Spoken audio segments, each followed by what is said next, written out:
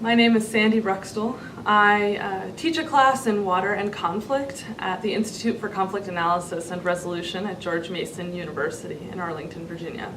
This class is structured mostly around a series of about 10 case studies that cover the globe.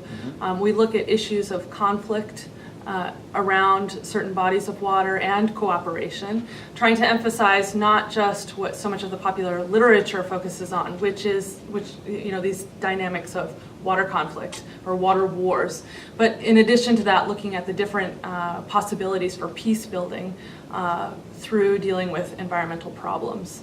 And in that, through that approach, of course, there's an inherent challenge in bridging the field of environmental policy and management and conflict analysis and resolution. But of course, there are a lot of interesting opportunities, and we try to really break apart the different concepts on both sides and see where the opportunities for really learning about interdisciplinary approaches to peace building, where those opportunities are.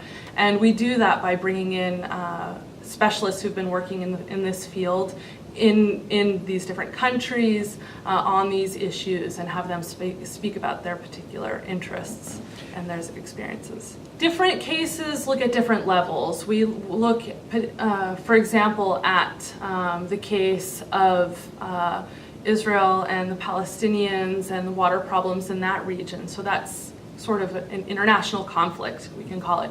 Also, we look at the case of the Cochabamba water wars in Bolivia, so that's more of a locally based conflict. Different cases take on different orders of magnitude so that we can see what these different types of dynamics are, because water conflict isn't just about an international river basin, and it's not just about conflict around a well. There's a whole spectrum of water conflict that we try to get into.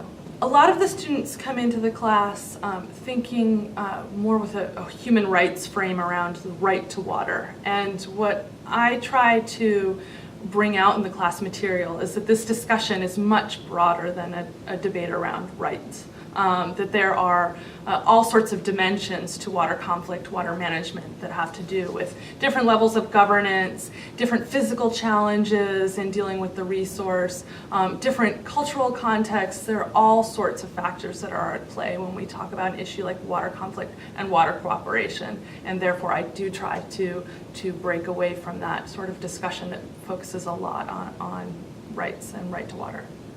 One of the things that has really worked well in this class is bringing in international expertise, local expertise of people who have been in the field dealing with these issues with the communities, with the governments, and so on. And then really, in a very systematic way, bridging those experiences with literature on conflict in particular is what I focus on, the literature on conflict and cooperation.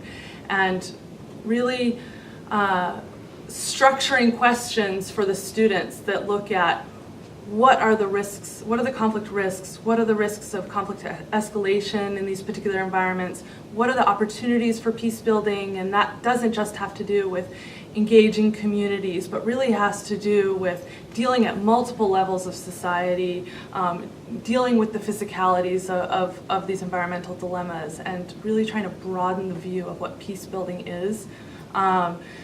In the context of environmental dilemmas, and really structuring that kind of discussion for the students so that they can start to see the linkages between practical experiences and what this means for them as students of conflict studies.